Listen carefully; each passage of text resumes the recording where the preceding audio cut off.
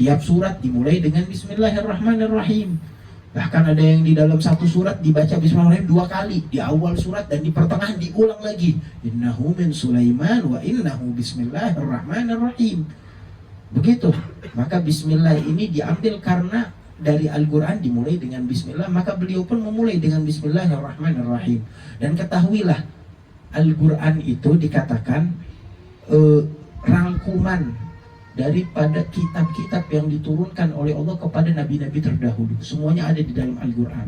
Taurat, Injil, Zabur, Furqan, Suhuf. Apa itu Suhuf? Lempengan yang diturunkan oleh Allah. Sebelum kitab ada Suhuf, lembaran-lembaran. Itu ada Syekh Ibni Adam, anak Nabi Adam alaihissalam, itu mendapatkan daripada 60 lembaran. Mendapat 60 lembaran Suhuf. Semacam kitab seperti itu, kitab suci. Nabi Ibrahim ada 30 suhuf. Nabi Musa juga sama, sebelum turun Taurat dia mempunyai 10 dari suhuf. Setelah itu Taurat, setelah itu ada Zabur, ada Injil dan Furqan. Itu semua kitab-kitab tersebut, semua artinya, semua syariatnya, itu semua dirangkum di dalam Al-Quran yang ada di tengah-tengah kita. Dan juga Al-Quran, semua yang ada di Al-Quran semuanya dirangkum, ma'aninya, makna-maknanya, rahasianya, semuanya ada di dalam surat Al-Fatihah. Dan semua rahasia yang ada di surat Al-Fatihah kembalinya itu semuanya ada di dalam kalimat Bismillahirrahmanirrahim. Dan di dalam Bismillahirrahmanirrahim rahasianya tuh dari semua tuh dirangkum. Bismillahirrahmanirrahim juga masih rahasianya di mana? Rahasianya adalah di kalimat Bismillah. Dan Bismillah rahasianya di mana? Rahasianya ada di huruf ba pertama. Huruf pertamanya huruf ba dari Bismillah, dengan nama Allah. Dengannya itu udah dimulai dengan keberkahan dan rahasia-rahasia. Dimulai dari huruf pertama yaitu harful ba. Sebagian ulama mengatakan dan harful ba dimulai rahasianya di mana? Di titiknya. Titik daripada ba itu adalah rahasia Allah yang paling besar. Oh, ini adalah daripada pembahasan para ulama di bidang tersebut. Lalu dikatakan, sebagian ulama mengatakan ada ulama yang sakit dahulu, sakit pergi ke tabib, ke dokter, nggak bisa sembuh, manggil dokter di sana di sini dari berbagai tempat, nggak ada yang bisa menyembuhin penyakit tersebut, sakit keras, nggak bisa sembuh. Maka sebagian orang memikirkan, daripada obat gimana, udah nggak bisa obat, ya udah, kata salah satu ulama, coba ulang dari kalimat Bismillahirrahmanirrahim. Maka diulang sebanyak-banyak. Bismillahirrahmanirrahim. Setiap ngapa-ngapain baca Bismillah. Minum air baca Bismillah. Keluar kamar, masuk, semuanya dipenuhi dengan Bismillahirrahmanirrahim. Ternyata betul, nggak lama Allah Ta'ala berikan kesembuhan berkat bacaan Bismillahirrahmanirrahimnya. Itu lalu dikatakan dari berkah Bismillahirrahmanirrahim juga ada seorang perempuan yang mempunyai suaminya munafik. Siapa itu munafik? Ngomongnya Islam, tetapi di hatinya ada nifak, ada kufur. Nggak percaya sama Allah, nggak percaya sama Nabi Muhammad, cuma ditutupin. Sholat ya sholat, cuma nggak percaya, nggak punya keyakinan, luarnya doang, cuma dalamnya muprok. Itu dikatakan seorang istrinya baik, solehah, tetapi suaminya munafik, luarnya doang cakep, bagus. Dan ini istri setiap ngapa-ngapain baca Bismillah, mau ngapa-ngapain, masak baca Bismillah, nyuci piring baca Bismillah, menyapu, ngepel, pekerjaan rumah tangga semuanya dipenuhi dengan Bismillahirrahmanirrahim. Buka pintu, nutup pintu dengan Bismillah. Maka suaminya ngomong, la af'alan ma akhjalaha bih, fadafa'a ilaiha surrah. Dia bilang, coba saya pengen ngerjain saya punya istri, sumpah dia, saya mau ngerjain ini istri saya. Dikit-dikit Bismillah, ya udah nih istriku, saya titip uang kepada engkau, dikasih bungkusan isinya uang tabungan, saya titipin ke engkau, jagain ini uang, simpan di tempat yang paling aman. Maka istri menerima amanah tersebut dan disimpan. Ditaruh di mana? Di tempat, di lemari, dikunci dan dirapetin itu tempat. Dan habis itu nggak lama setelah itu, pada saat istrinya lagi lalai, nggak ada di rumah, datang ini suami mengambil itu uang, dibuka, dia tahu tempatnya diambil. Habis diambil di mana? Dilempar kemana? Dilempar ke sumur yang ada di belakang rumah. Sumur dalam, sumur berapa puluhan meter, dilempar ke sumur itu, dilempar ke sumur. Habis gitu nggak lama dia minta ke istrinya, istriku, saya minta uang saya yang kemarin saya titipkan. Maka dikembalikan oleh istrinya, kembali ke tempatnya, buka pintu tersebut lemari dan membaca Bismillahirrahmanirrahim sebagaimana biasanya. Maka Allah Ta'ala perintahkan malaikat Jibril alaihissalam untuk turun secepatnya. Jibril kalau turun cepat, sayapnya aja sekali dibuka berapa puluh kali lipat lebar bumi ini, dari timur ke barat. Itu langsung Jibril turun kemana? Ke bumi untuk mengambil daripada uang tersebut dan dikembalikan ke tempatnya semula. Maka pada saat sudah terbuka pintunya, itu subhanallah, uangnya ada di mana tempat tersebut semula, di tempat semula dari awal, dan diambil dan diberikan ke suaminya. Maka suaminya terkaget dan taubat kepada Allah karena melihat keramat istrinya tersebut yang mengulang-ulang dari bacaan Bismillahirrahmanirrahim. Intinya apa di situ? Intinya istrinya hidup dalam keadaan diridhoi oleh Allah di rumahnya, selalu berzikir, selalu taat, makanya mendapatkan keramat tersebut dari Allah. Lalu beliau mengatakan, segala puji syukur kepada Allah yang telah membukakan pintu-pintu kebaikan, membukakan kepada kita kemenangan bagi kaum muslimin, dipermudah hidup kita di dunia ini, kata beliau. Dan sholawat yang penuh ta'zim, penuh kesejahteraan kepada junjungan kita Nabi Muhammad sallallahu alaihi wasallam. Beliau udah mulai dengan bismillah, mulai dengan alhamdulillah, lalu memulai dengan sholawat kepada Nabi Muhammad. Lalu beliau setelah sholawat beserta Nabi Muhammad serta keluarga beliau dan juga sahabat-sahabat beliau serta para a'imah, para ulama yang mengikuti jalan beliau dari tabi'in, tabi'at, beliau memulai amma ba'du. Tujuan saya menulis surat ini, kata beliau, adalah fahadihi risalatun muhimmatun rattabtuha ala arba'ati fusul. Ini saya sajikan surat ini dengan 4 bagian, 4 fusul. Apa 4 fusul? 4 kelas. Membuat ada 4 kelas, 4 tujuan. Tujuan pertama, kelas pertama, saya membahas tentang al-faslul awal fi huquqiz zawj, fi bayan huquqiz zawjatil wajibah 'ala zawj. Yaitu adalah untuk memberitahukan, mempermudah, memperdalam dari apa? Dari yang diwajibkan oleh Allah atas seorang suami terhadap istrinya. Suami apa yang diwajibkan? Suami pekerjaan yang diwajibkan apa? Dilakukan untuk disajikan kepada istrinya apa aja? Seperti husnul usyrah, seperti memperlakukan istri dengan sebaik-baiknya. Ketemu istri bukan keluar kerjaan dengan merengut, bukan dengan marah-marah, tetapi dengan senyuman, dengan baik-baik, dengan akhlak, dan juga dengan kebaikan. Lalu wa mu'anatuz zaujah, memberikan nafkah kepada istrinya, memberikan maharnya pada saat menikah, memberikan nafkah, memberinya makan, memberinya tempat yang nyaman, bukan istana, tempat yang nyaman. Wal gosam, apa itu gosam? Memberikannya daripada bagian istri tersebut. Bagian apa? Seandainya suami itu kawinnya ada 4 atau 3 istri, itu harus dibagi. Islam memang mudah, boleh untuk kawin seseorang lebih dari 1, tetapi ada syaratnya, ada caranya.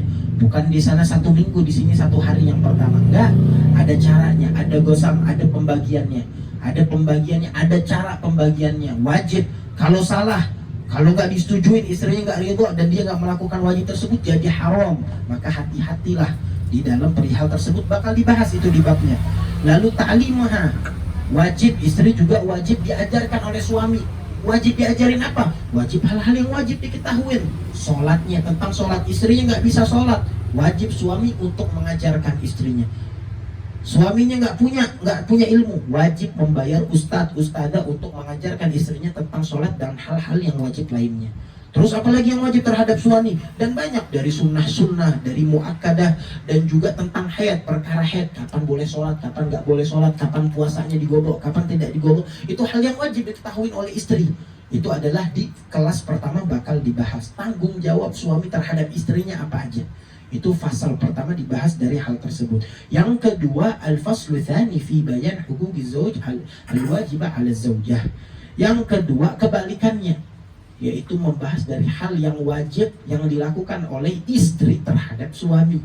Istri kerjaannya di rumah ngapain aja? Apa yang wajib dilakukan oleh istri? Nyuci baju, apalagi ngepel, masak. Apakah itu yang diwajibkan dari Allah terhadap istri? Enggak, itu bakal dibahas. Apa? Dari ketaatan kepada suaminya.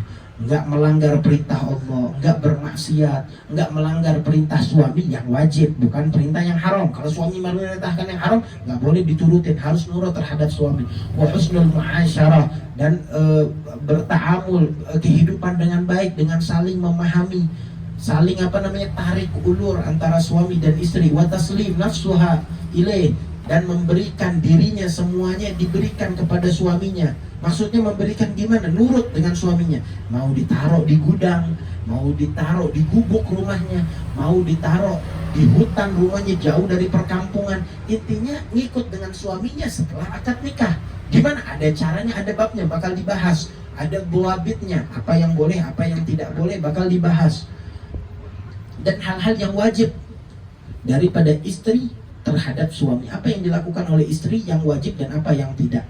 Menjaga rumahnya dari tamu yang tidak diundang, dari orang yang tidak disukai oleh suaminya, tidak memasukkan lelaki ke rumahnya melainkan atas izin suaminya, nggak masukin tamu kecuali setelah mendapat izin dan juga keridhaan dari suaminya, dan hal-hal lainnya. Lalu yang ketiga, pasal ketiga membahas fi bayan fadli salatil mar'ah fi baitiha wa fi annaha afdal min salatiha ma'an nabi sallallahu alaihi wasallam. Memberitahukan bahwasanya membahas tentang keuntungan rahasia terhadap istri yang sholat di rumah, dan juga sholat di rumah lebih afdal bagi siapa? Bagi seorang istri. Sholat di rumahnya tertutup, tidak terlihat orang laki, lebih afdal daripada sholat bersama Nabi Muhammad. Masya Allah. Itu gimana sholat sama Nabi apa di rumah? Ada pembahasannya, ada hadisnya, ada pembahasannya, ada metodenya, dan juga ada keadaan. Dalam keadaan ini mungkin lebih afdal di rumah, keadaan ini sama Nabi, keadaan ini di masjid. Ada keadaan-keadaannya bakal dibahas di kelas ketiga. Dan kelas keempat yang terakhir dikatakan fi bayan hurmah nadharil rajul ila nisa al-ajnabiyat wal akas, yaitu membahas bagaimana seorang lelaki diharamkan untuk melihat perempuan yang ajnabi, perempuan yang bukan muhrim dengannya, perempuan selain ibunya, selain kakaknya, selain bibinya. Bibi ada yang mahram, ada yang enggak, selain mertuanya. Nanti bakal dibahas siapa aja yang boleh dilihat, siapa yang enggak boleh dilihat. Daripada bagiannya juga dilihatnya dari mana ke mana yang boleh, mana yang tidak boleh dilihat. Ada bagiannya itu dibahas nanti di keempat, di pasal keempat. Wa fima waqa' fihi minaz zajar al-mana' minal kitab wal hadits, dan juga hal-hal yang diharamkan oleh Allah. Seorang suami nggak boleh begini, seorang istri nggak boleh gini. Hal-hal yang diharamkan dalam perihal rumah tangga antara suami dan juga istri. Itu di sini beliau membahas dari kitab ini 4 bagian. Suratnya intinya 4. Apa yang wajib kepada suami terhadap istri, apa yang wajib atas istri terhadap suami, apa yang terus bagaimana, itu udah selesai suami istri. Yang ketiga, bagaimana hukum sholat istri, mana yang afdol, di rumah atau di luar. Setelah itu yang terakhir adalah apa yang diharamkan oleh Allah terhadap suami dan juga istri. Insya Allah bakal dibahas nanti di dalam kajian-kajian yang akan datang.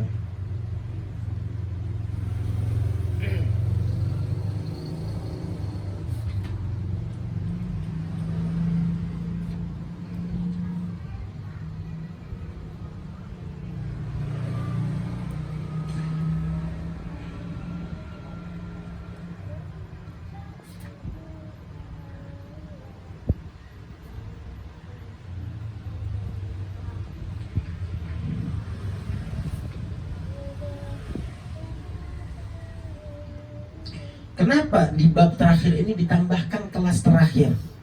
Yang keempat ini yang kita bilang kelas untuk seorang itu diharamkan melihat daripada perempuan yang gak mahram dengannya. Ya, itu padahal gak ada hubungannya dengan suami istri. Kan bukan wajib istri, bukan wajib suami. Cuma ditambahkan untuk tahu siapa yang boleh kita lihat, siapa yang boleh kita duduk dengannya, siapa yang halal, siapa yang haram. Untuk tahu itu. Seperti apa contohnya? Dikatakan di sini sedikit contoh, wa yahrum 'ala rajul walau majububan wa khasiyan wa 'alinan wa mukhdan wa huma nadhara ila ajnabiyyah mustah hatta ila wajhiha wa kaffaiha dhahran wa batnan. Diharamkan terhadap seorang lelaki. Siapa itu lelaki? Lelaki, ya tahu lelaki adalah yang mempunyai kelamin lelaki. Melihat walaupun dia lelaki tersebut di sini dikatakan majbub maksudnya mempunyai kerusakan di dalam kelaminnya, ini bukan lelaki normal, ataupun kelaminnya rusak, maksudnya orang ini nggak normal, nggak mempunyai nafsu terhadap perempuan, atau nggak punya nafsu, nggak rusak tetapi dia nggak nafsu dengan perempuan, ataupun ini adalah lelaki yang lelakinya itu kayak ikut-ikutan sama perempuan, dari kecil duduknya sama perempuan sampai cara ngomongnya kayak perempuan, waliyadzubillah, ngikutin perempuan, keseringan duduk sama perempuan, lelaki tapi jiwanya jiwa perempuan, ngobrolnya, bahasanya, ucapannya, gayanya kayak perempuan, hidupnya sama perempuan. Itu juga nggak boleh, diharamkan terhadap mereka semua. Untuk apa? Untuk melihat kepada perempuan yang bukan mahram, ajnabiyah, perempuan yang nggak ada hubungan apapun, yang perempuan tersebut perempuan normal, perempuan bukan perempuan udah jadi laki, emang perempuan normal, itu diharamkan dilihat siapa. Walaupun laki tersebut nggak punya nafsu, laki tersebut adalah orang yang sudah biasa dengan perempuan, tetap diharamkan melihat perempuan hatta ila wajihah, walaupun melihat mukanya dan juga kedua telapak tangannya, baik yang bagian dalam bagian luar juga diharamkan. Wa huwal mufti bih, itu yang disepakati para ulama. Lakin nagala anil aktsarin hal nazar ila dzalik, tetapi itu yang difatwakan asal usulnya para ulama setuju diharamkan walaupun muka dan tangan. Tetapi sebagian ulama mengatakan sebagian daerah nggak bisa hal tersebut. Bagaimana daerah yang memang sudah terjebak, perempuan di sana udah nggak pakai hal tersebut, sulit nutup rambut aja sulit, apalagi nutup muka dan tangan. Maka sebagian ulama mengatakan ya sudah, di negara-negara seperti itu diperbolehkan untuk apa? Untuk melihat muka dan juga tangan. Itu tapi bukan yang sepakat ulama, enggak. Sepakat ulama tidak diperbolehkan. Tetapi sebagian ulama mengatakan ya sudah, kalau memang sudah terjebak ya sudah, bagi mereka yang memakai kerudung, memakai hijab, diperbolehkan dilihat muka dan tangannya. Tapi kapan? Pada saat tidak takut atas fitnah. Nggak ada fitnah. Kalau ada fitnah, muka dan tangan pun diharamkan. Fitnah apa maksudnya fitnah di sini? Fitnah zina. Fitnah dekat dengan perempuan tersebut. Ini kalau ada mukanya kelihatan, tangannya kelihatan, jadi ngobrol, habis ngobrol jadi sering ketemu, jadi sering teleponan. Nah ini berarti ada kecondongan terhadap fitnah. Fitnah apa? Oh saya enggak, saya tetap menjaga aurat, menjaga ini, tetap, tapi udah masuk ke dalam fitnah tersebut, walaupun nggak sampai zina, tetapi ini fitnah namanya. Ini namanya fitnah, udah masuk ke dalam perihal daripada fitnah tersebut walaupun belum sampai zina, maka diharamkan hal tersebut. Tetapi kalau bisa menjaga, bisa tidak melewati batas-batas tersebut, tidak mengobrol, tidak melihat, maka diperbolehkan muka dan juga tangannya. Begitu. Terus kalau suami bagaimana? Kalau suami melihat istri ataupun amah, apa itu amah? Budak sahaya perempuan. Budak sahaya perempuan itu juga boleh dilihat mukanya. Begitupun istri boleh dilihat daripada bagian tubuhnya yang manapun. Untuk apa? Untuk melakukan daripada istimta, daripada dihalalkan oleh Allah apa yang dilakukan antara suami istri dari kenikmatan apapun. Kahaidin warahnin lakin yakrah nadharul faraj hatta min nafsihi bila hajah. Tapi tetap seseorang itu dimakruhkan, bukan dilarang, tetapi makruh, dibenci oleh Allah untuk melihat daripada bagian-bagian kemaluan, walaupun kemaluan sendiri.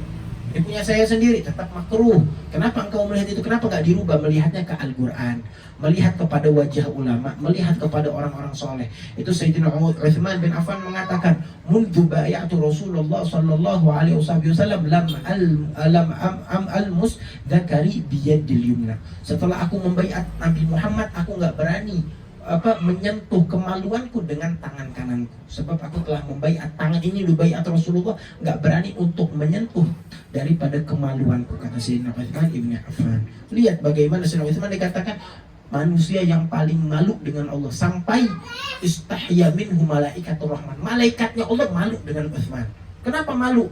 Utsman ini saking malunya sama Allah, sama siapapun malu. Kalau mau masuk kamar mandi, masuk toilet, itu ada yang namanya malaikat di kanan kiri yang mencatat amal baik, amal buruk. Itu Sayyidina Utsman kalau mau masuk, ini malaikat nggak bakal kemana-mana, tidur kamar mandi nempel. Tapi Sayyidina Utsman mau masuk kamar mandi, menggelar daripada sejedah atau tikar depan kamar mandi dan mengatakan kepada keduanya, silakan kalian berdua para malaikat, saya ada hajat, kalian tunggu di sini. Saya malu dengan kalian. Nggak bakal malaikatnya hilang. Cuma tetap dia mempunyai rasa malu dan mengatakan hal tersebut. Sampai malaikat malu dengan Sayyidina Utsman ibnu Affan radhiyallahu anhum ajma'in. Nah, itu udah dijelaskan tadi sebagian. Ini nanti bakal dibahas di kelasnya masing-masing. Ini cuma muqaddimah aja, kita habisin dikit lagi. Wa amman nadhar li ajlin nikah. Terus kalau ngelihat perempuan untuk nikah boleh apa enggak? Gimana maksudnya? Saya pengen melihat perempuan tersebut karena untuk ta'aruf, untuk nikah. Saya pengen nikahin, saya harus tahu ini perempuan punya aib apa enggak. Perempuan ini mungkin punya kekurangan di mukanya, punya sesuatu yang dari tujuan nikah saya mencari daripada yang cantik. Kalau nikah mana? Tunkahul markah li arba, li jamaliha, wali hasabiha, wali maliha, wali diniha. Perempuan itu dikawinin antara 4. Kalau enggak karena kecantikannya, kalau enggak karena hartanya, perempuannya banyak duit dikawinin. Atau dicari perempuan karena apa? Hasab, nasabnya bagus, ini keturunan orang baik, keturunan raja, keturunan orang-orang yang baik, orang-orang yang dimanapun, di negara manapun, agama apapun, melihat 4 tersebut. Atau yang keempat, melihat agamanya. Ini agamanya, ini orang ini adalah penuntut ilmu, perempuan ini mengetahui ilmu agama. Lain mahasiswi sama anak SMP, mahasiswi sama dokter, sama insinyur yang udah mendapatkan gelar insinyur atau sarjana, lain gelarnya. Begitu ilmu. Antara 4, perempuan dikawinin, dicari dalam 4 bagian ini. Fadfar bidati din taribat yadak. Kata Rasulullah, pilihlah yang agama, yang paling memahami agama, maka engkau mendapatkan semuanya. Pengen dapat kecantikan, ya dapat, cuma nggak bakal dapat agama. Tapi kalau dapat agama, dapat semuanya. Cantiknya dapat, uangnya dapat, nasabnya bagus, semuanya bagus selama memilih daripada agama, mendahulukan agama di dalam calon mempelai perempuan. Kata Rasulullah sallallahu alaihi wasallam, ya udah mau kawin boleh, ngelihat boleh dengan cara-cara. Apa yang boleh dilihat? Bagian mana yang boleh dilihat? Tadi kan ngomong nggak boleh melihat kecuali muka dan tangan untuk hajat, kalau nggak takut fitnah. Kalau menikah, begitu pun diperbolehkan untuk melihat wajah, fagat bisyahadah wal muamalah. Untuk dilihat mukanya aja cukup dan tangannya. Wal amma inda syara'iha fi ma'adil aura min zahiril badan. Tapi kalau budak sahaya perempuan, budak sahaya udah gak ada, dilihatnya gimana? Dilihatnya adalah bagian tubuhnya yang untuk bekerja, boleh dilihat. Kalau itu kan tadi kalau untuk nikah mukanya saja. Tetapi kalau budak boleh dilihat walaupun buka baju. Yang penting antara dengkul sampai pusar tertutup. Kenapa? Kok budak seperti itu? Iya, budak seperti itu sebab budak diperlukan daripada pekerjaan yang kuat biasa. Ini budak ditugaskan di mana? Di sawah. Ditugaskan di mana? Ngangkat ini, ngangkat itu, setiap hari kerja. Harus dilihat keadaan tubuhnya, fisiknya. Apakah ini kuat atau kalau ditutupin pakai baju nggak kelihatan. Udah dibeli ternyata dia terluka parah. Ternyata mempunyai kelainan. Ternyata ini tubuhnya, tangannya lemah, nggak punya otot, nggak bisa ngangkat-ngangkat berat. Makanya nggak boleh. Walaupun perempuan budak sahayanya diperbolehkan melihat. Kenapa? Sebab ada hajat di situ. Tujuan beli budak buat apa? Untuk membantu dan hal-hal lain. Tetapi budak sekarang udah nggak ada. Dan yang melihat siapa? Yang mau beli, bukan semua orang. Semua orang nggak boleh lihat, haram. Tetapi yang boleh lihat yang mau beli melihat hal tersebut sebab ada kepentingan di situ. Dan budak udah nggak ada. Tapi katanya nanti bakal ada budak kapan? Zaman peperangan dengan Imam Mahdi. Pada saat zaman peperangan baru ada yang namanya budak. Oh, Islam memperbudak? Enggak, Islam nggak memperbudak. Agama Islam datang untuk apa? Banyak. Kita kalau belajar agama Islam dikit-dikit melakukan ini, bebasin budak. Kenapa? Islam nggak mau memperbudak, ingin membebaskan. Cuma gimana? Bingung. Islam datang udah banyak budak, jahilnya udah banyak budak, dan nggak bisa main dihapus gitu aja. Sebab ini hartanya orang, budak kayak uang, itu dibeli dengan uang. Main dihapus enggak? Ini udah hak asasi manusia dan lain. Budak tidak ada, itu uang, udah turun temurun. Udah turun temurun, nggak bisa. Maka gimana? Dikit-dikit Islam bebasin budak. Bebasinnya gimana? Mudah. Ya Allah, aku bebaskan budak ini dengan karuniamu. Begitu dibebasin. Islam menyelamatkan perbudakan dengan caranya, dengan metode yang diberikan oleh Nabi Muhammad. Bukan gitu saja ngapusin berarti ngomong uangmu itu yang di kantong bukan punya. Ya gimana? Ini uang saya dapetin dengan halal dari orang tua saya dari zaman jahiliyah. Bahkan sebelum jahiliyah di semua negara main dihapus gitu aja tanpa dasar. Ngomong ini hak asasi manusia, nggak bisa, nggak masuk akal, nggak bisa, bahkan tidak asal dikatakan ulama. Tiba-tiba datang udah nggak ada budak, ini uang anak turun temurun, nggak bisa main dikitukan saja. Makanya gimana dengan agama? Dikit-dikit dibilang ini melakukan ini bebasin budak, melakukan ini bebasin budak. Insya Allah nanti bakal kita bahas lagi di fasal berikutnya daripada tentang apa yang diwajibkan dari siapa? Diwajibkan atas suami terhadap istri apa saja, dari nafkah, dari mahar, dan juga lain-lainnya insya Allah. Mungkin sampai sini saja cukup. Lebih kurangnya mohon maaf, dan insya Allah kita lanjutkan di kajian yang akan datang di fasal pertama, kelas pertama tentang kewajiban suami terhadap istrinya. Semoga Allah Ta'ala berikan kita rezeki, berikan kita nafahat, berikan keberkahan di perkumpulan ini, diridhoi oleh Allah Subhanahu wa Ta'ala, dan Allah permudah setiap hajat kita, pekerjaan kita. Allah Ta'ala murahkan daripada apa yang ada di dalam hati kita. Allah Ta'ala juga berikan karunia tersebut kepada anak keluarga kita, dilanggengkan umur kita, dan Allah Ta'ala permudah kehidupan kita bersama keluarga kita, dan Allah Ta'ala jadikan antara suami dan istri daripada mawaddah dan juga kasih sayang, kecintaan. Dan juga Allah Ta'ala berikan kepada kita yang belum menikah daripada pasangan yang salihin, salihat, yang memahami daripada agama Allah, agama Rasulullah Sallallahu Alaihi Wasallam, bisa membanggakan mereka dengan jalan di jalan mereka dan meneladani sosok mulia tersebut. Amin ya Rabbal Alamin. Allahumma ya man wafaq ahli al-khair wa anhum alaih, wafaq Allahumma lil khair wa inna alaih birahmatika ya arhamar rahimin, wa ajib rawayat ad-din al-qawim fi jamil aqtari manshura wa ma'alim al-islam wal iman bi ahliha ma'mura ma'ana wa surah. ربنا هب لنا من أزواجنا وذريتنا قرة أعين واجعلنا للمتقين إماما. ربنا اصرف عنا عذاب جهنم إن عذابها كان غراما. ربنا آتنا في الدنيا حسنة وفي الآخرة حسنة وقنا عذاب النار. وصلى الله تعالى على سيدنا محمد النبي الأمي وعلى آله وصحبه وسلم، وآخر دعوانا الحمد لله رب العالمين.